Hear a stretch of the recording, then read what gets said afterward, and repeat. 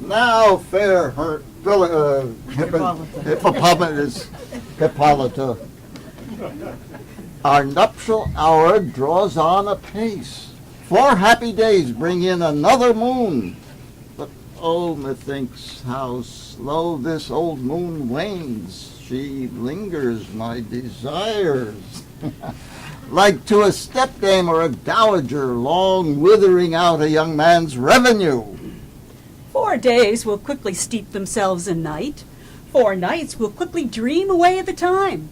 And then the moon, like to a silver bow, new bent in heaven, shall behold the night of our solemnities.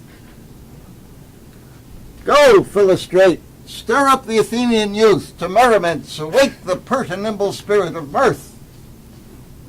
Hippolyta, I wooed thee with my sword and won thy love, doing thee injuries, but I'll wed thee in another key, with pomp, with triumph, and with revelry.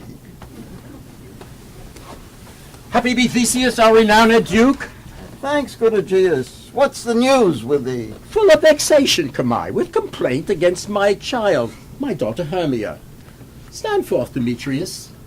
This man hath my consent to marry her. Stand forth, Lysander. And my gracious Duke, this man hath bewitched the bosom of my child. With cunning hast thou filched my daughter's heart, turned her obedience, which is due me, to stubborn harshness. And my gracious Duke, as she is mine, I may dispose of her, which shall be either to this gentleman or to her death, according to our law. What say you, Hermia? Be advised, fair maid. To you, your father should be as a god. Demetrius is a worthy gentleman. So is Lysander. In himself he is. But in this kind, wanting your father's voice, the other must be held the worthier. I would my father would look but with my eyes. Rather, your eyes must with his judgment look. So will I grow, so live, so die, my lord, ere I will yield my virgin patent up unto his lordship. Take time to pause. And by the next new moon, the sealing day betwixt my love and me, upon that day,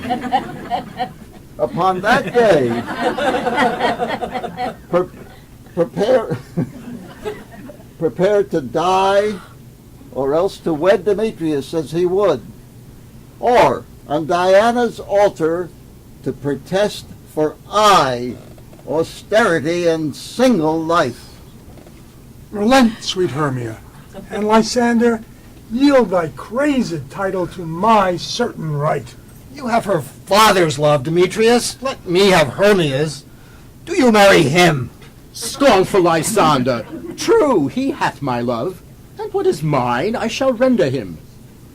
My lord, I am as well derived as he, as well possessed. My love is more than his, and, which is more than all these boasts can be, I am beloved of beauteous Hermia. Why should not I then prosecute my right? Demetrius, I'll avouch it to his head, made love to Nidar's daughter Helena, and won her soul. And she, sweet lady, dotes, devoutly dotes in idolatry upon this spotted and inconstant man. For you, fair Hermia, look you, arm yourself to fit your fancies to your father's will, or else the law of Athens yields you up to death or to a vow of single life. Come, my Hippolyta. What cheer, my love?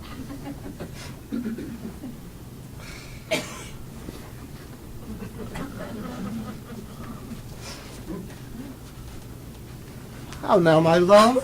Why is your cheek so pale? How chance the roses there do fade so fast? Belike for want of rain, which I could well beteem them from the tempest of my eyes. Ay me, for what that I could ever read, could ever hear by tale or history, the course of true love never did run smooth.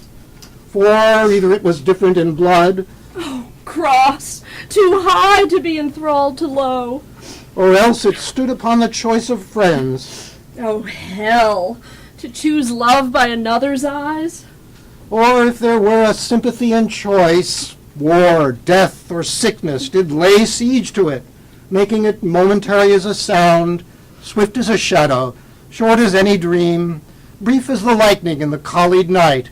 The jaws of darkness do devour it up. So quick bright things come to confusion. I have a widow aunt, a dowager of great revenue, and she hath no child. From Athens is her house remote 7 leagues, and she respects me as her only son. There, gentle Hermia, may I marry thee, and to that place the sharp Athenian law cannot pursue us. If thou lovest me then, steal forth thy father's house tomorrow night, and in the wood, a league without the town, there will I stay for thee. My good Lysander, I swear to thee, by Cupid's strongest bow, by his best arrow with the golden head, tomorrow truly will I meet with thee. Keep promise, love. Look, here comes Helena. Godspeed, fair Helena, whither away? Call you me fair? That fair again, unsay. Demetrius loves your fair. Oh, happy fair. Oh, teach me how you look, and with what art you sway the motions of Demetrius's heart. I frown upon him, yet he loves me still. Oh, that your frowns would teach my smiles such skill. The more I hate, the more he follows. The more I love, the more he hateth me. His folly, Helena, is no fault of mine. None but your beauty. Would that fault were mine. Take comfort.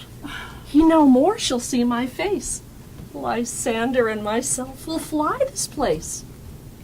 Helen, to you our minds we will unfold. Through Athens' gates have we devised to steal. In the wood, where often you and I upon faint primrose bed were wont to lie, emptying our bosoms of their counsel sweet, there my Lysander and myself shall meet, and thence from Athens turn away our eyes. Farewell, sweet playfellow, pray thou for us.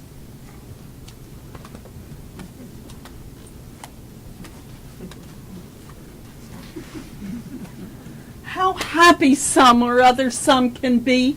Through Athens I am thought as fair as she. Love looks not with the eyes, but with the mind, and therefore is winged Cupid painted blind. For ere Demetrius looked on Hermia's eyne, he hailed down oaths that he was only mine. I will go tell him of fair Hermia's flight, then to the wood will he tomorrow night pursue her. And for this intelligence, if I have thanks, it is a dear, dear expense. But herein mean I to enrich my pain, to have his sight thither, back again.